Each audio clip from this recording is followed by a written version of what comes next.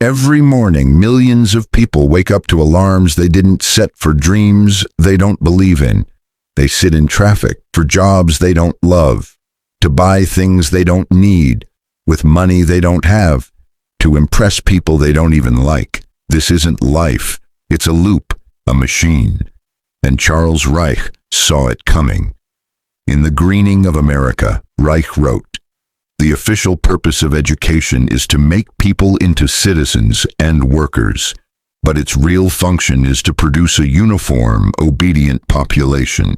School doesn't teach you to think.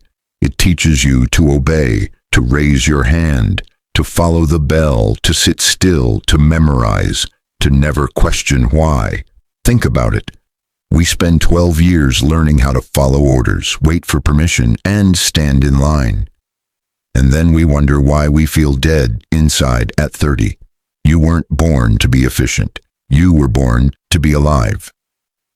Reich said this, "The factories and offices of America are populated by people who perform meaningless tasks in institutions they do not control, for purposes they do not understand." Sound familiar? How many people do you know who work 40 hours a week to keep a job that keeps them just tired enough to not question it? This is the cycle of consciousness too. School trains you for work. Work drains you until death. And somewhere in between, you're supposed to find meaning. But what if you were never the problem? What if the system was never designed for human joy, creativity, or freedom? What if it was built to keep you busy enough to never ask the real questions? And Charles Reich dared to ask them. In the 1970s, when America was drowning in war, corporate greed, and soul-numbing conformity, Reich saw something radical taking root, a new kind of awareness. He called it Consciousness 3. It is a new generation that rejects the rat race, the empty suits, the blind obedience. It seeks authenticity, experience, the fullness of being alive. This wasn't about dropping out, it was about waking up. Reich believed that real change doesn't come from revolution outside, but from evolution within.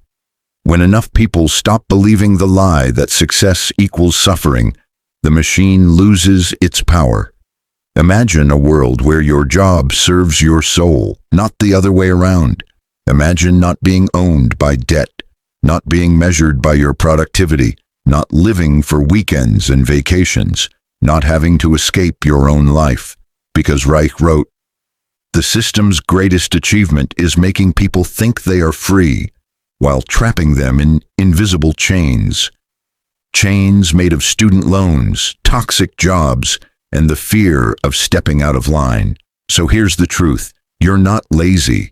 You're exhausted by a culture that worships work and punishes rest. You're not broken. You're reacting perfectly to a world that rewards obedience and punishes soul. And you're not alone." More and more people are waking up, unplugging, asking, "What am I really doing with my life?" The Greening of America was never about politics. It was about reclaiming humanity. Reich dreamed of a world where we don't just survive, but feel, where education teaches self-awareness, where work nurtures our gifts, where society is built on cooperation, not control. So ask yourself, is your life yours? Or was it handed to you by a system that doesn't care if you dream, cry, or disappear? The revolution Reich believed in wasn't loud, it was internal, and it can start with you. Right now, if this hit you deep, don't scroll past it. Comment below. What part of your life feels borrowed? What are you ready to reclaim? Like, share, and subscribe if you're ready to unplug and live with eyes wide open. Until next time, stay awake, stay wild,